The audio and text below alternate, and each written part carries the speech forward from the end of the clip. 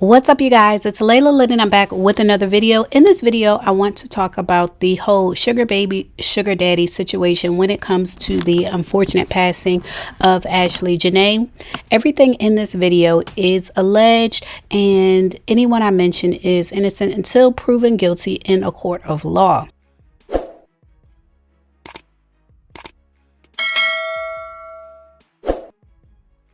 I want to talk about Ashlee Jenae's Twitter. Certain men online are having a field day with her social media because they have labeled her a divester, which I don't think is the case. If you're not familiar, a divester is someone who basically, like a black woman who no longer dates black men. Now she dates white men. She thinks white men are better. From me looking at her tweets, it doesn't look like she's a divester. It looks like she is a sugar baby. As soon as I saw her Twitter account with the little candy on it, I normally see that on like sugar baby accounts. When someone is indicating that they're a sugar baby, there will be signs. And you see her pin post, future MILF. Like, we're going to go all through her social media, but I feel like she's a sugar baby, not necessarily a divester. And that should be clarified like in social media conversations, because being a sugar baby, like those seeking arrangements type of arrangements, it is dangerous. It is dangerous. I don't think it's interracial dating that's dangerous. I think it's the whole concept of being a sugar baby. It's dangerous because a man is paying for access to you to control you. Like, men can go out and sleep with anybody. They don't have to pay. But the reason they're paying is for you to shut up. For you to shut up and take it. Let's just be real. If you're a younger lady watching this video and you're not familiar with the whole concept, that's why they are paying for what they could get for free. It's a lot of women just giving it away. They could get it for free, but the reason they're paying is for the woman to shut up and take it. And that is dangerous. And so this is her Twitter. I want to get into their conversations about her being obsessed with having a mixed baby and dating interracially and things like that. So these are her comments regarding dating interracially. This is in 2016. She said, honestly, I've dated white guys for as long as I can remember, but I've never bashed black men or belittled them while doing so. And this is what I mean when I say I don't think she was a divester. I think it was more so about being a sugar baby. And she said, not all white people are the R word. Y'all got to chill. Now, mind you, her stepfather is white. So she may have a different point of view because of that. So keep that in mind. And so there are a lot of comments, you know, her replying to people about black girls who like white guys, you know, and this is from over 10 years ago. She said, I couldn't tell you how many times a black man has asked me who hurt me for me to like a white man. Like, grow up.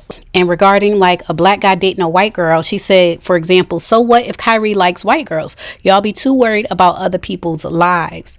So again, I wouldn't label her as a divester. I would say, in my opinion, that she was a sugar baby. She said, y'all got to stop putting white men on a pedestal for finding black women attractive. Because some people do that. Now, I don't know. I'm not in the divester community, so I don't know if the divester community does that. But I know some women do. Some black women do put white men on a pedestal for finding black women attractive. And when they put them on that pedestal, like they make a god out of them. They make a god out of them, which is always dangerous. I would say putting anybody on a pedestal is dangerous. It's just the level of danger. Now, she also made a lot of comments about people asking her if she's mixed. So to me, she does have a little bit of an obsession, or she did, unfortunately. There are a lot of comments about people asking her if she's mixed because they found her attractive, which does sometimes happen. Even though to me, like, she's a dark-skinned black woman, sometimes when you are attractive, people will ask you that. It's very strange. And she actually commented on divester. She said, I see some of the same black chicks saying last year, get rid of Tyrone and get you a Billy. Now saying they hate people. So she's commenting on divestors. I think because she's not one, she is more so, in my opinion, a sugar baby. She said, for real, it's annoying. And if you end up being with a white guy, it should be because you love him, not the fact that he's white.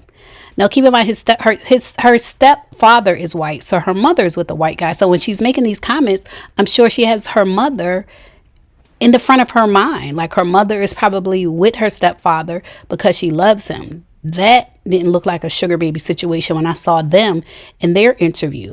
But it does look like what Ashlee was doing. It does look a bit like a sugar baby situation. She said, someone is always telling me I act white. I act like me. And so this looks to be her and her ex-boyfriend.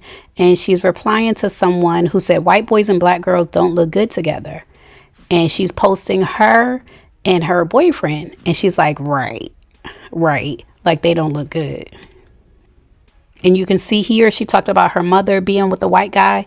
And then she said, my boyfriend is white, so y'all can keep that interracial slander off my timeline. So it seems like she was dating white guys, but I wouldn't call her a divester. She said, as long as it's genuine, any love between anyone, man, woman, transgender, black, white, straight, gay, is beautiful.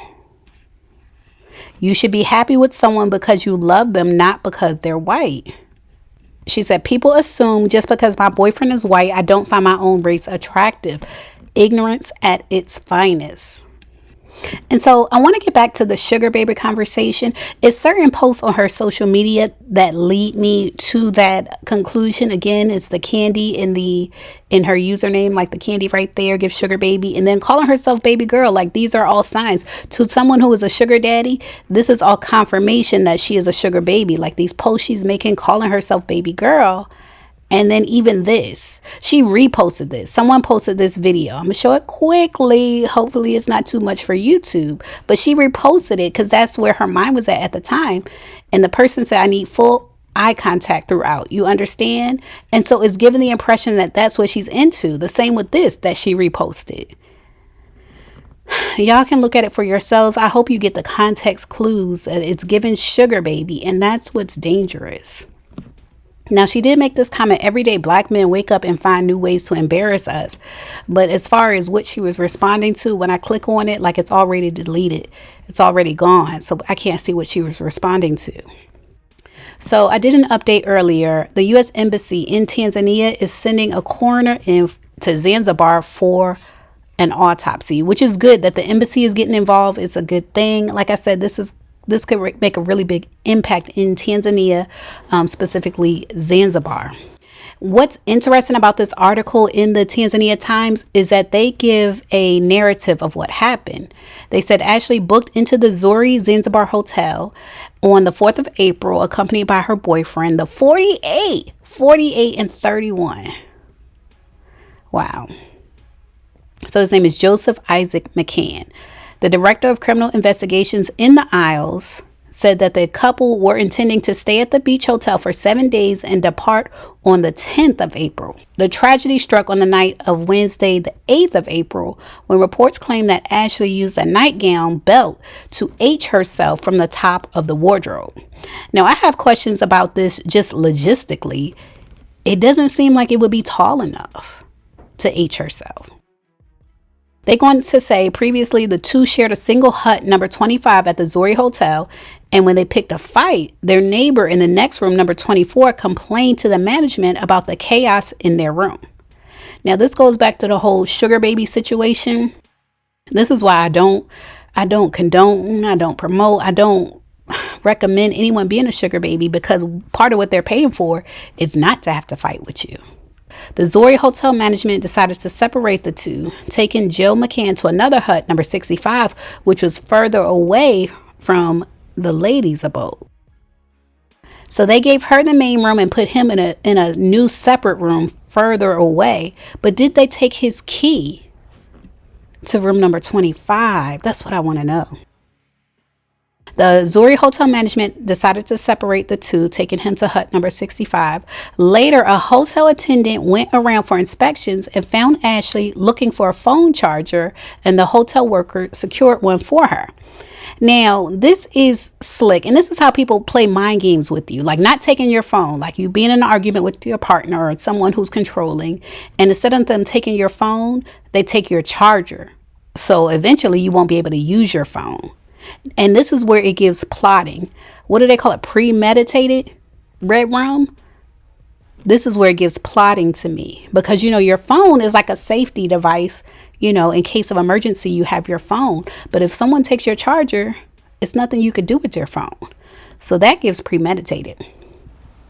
They said they found Ashlee looking for a phone charger and the hotel worker secured one for her. She then told the attendant to return after 15 minutes. When the hotel worker eventually went back to Ashlee's room, the doors were locked and lights off. Okay, so again, logistically, this doesn't even make sense. To me, it's given after the fact. It's given a perpetrator did this to her, and then after the fact, locked the door and turned the lights off. It's not given she turned off the lights, locked the door herself, and then H-word herself from the door. Like it's not logistically making sense to me. They said using spare keys, the attendant opened the door, and at that moment, Ashlee dropped from where she was being suspended. The attendant rushed to seek help, and when the American lady was untied from the nook, she was still breathing, though unconscious. Now, I showed her medical report in my other video. I'll put a link to that in the top right-hand corner of this video. They get into her vital signs. Ashlee was rushed to the hospital where she reportedly passed away after 2 days. The U.S. Embassy in Dar es Salaam has already dispatched a coroner to the Isles to assist in the autopsy of Ashlee. As far as Joe McCann, people are digging into his background and into his past relationships. And one person that is coming up is his alleged ex-wife, Shay Jackson. So Primetimer is reporting Joe McCann was married to Shay Jackson from 2018 to 2021. According to her LinkedIn page, she's a brand marketer with over 15 years of experience. She made this post, and this is what is giving people pause. She said, I'm on a caregiving hiatus. This is 2 years ago. She said, I had a baby on Christmas 2022. Now, she just said, or this article just said that they got divorced in 2021. So people are wondering, is it Joe's baby or did she move on that quickly? But she said, my mom got diagnosed with stage 4 kidney cancer in June. It's hard to find the same meaning here, but I'm hopeful I will again. And then she goes on to, her career, talking about moving on from her career, etc. But it seemed like he left her in the midst of her mother being ill. And it's not clear if she also was pregnant at that time. Like, it's a lot going on here with him and his exes. He seems like the type of person that plays mind games and confuse a young woman into thinking that she was in a regular relationship when it appears to be a seeking arrangements sugar daddy type of relationship. And she was in more danger than she realized. She was in way more danger than she realized.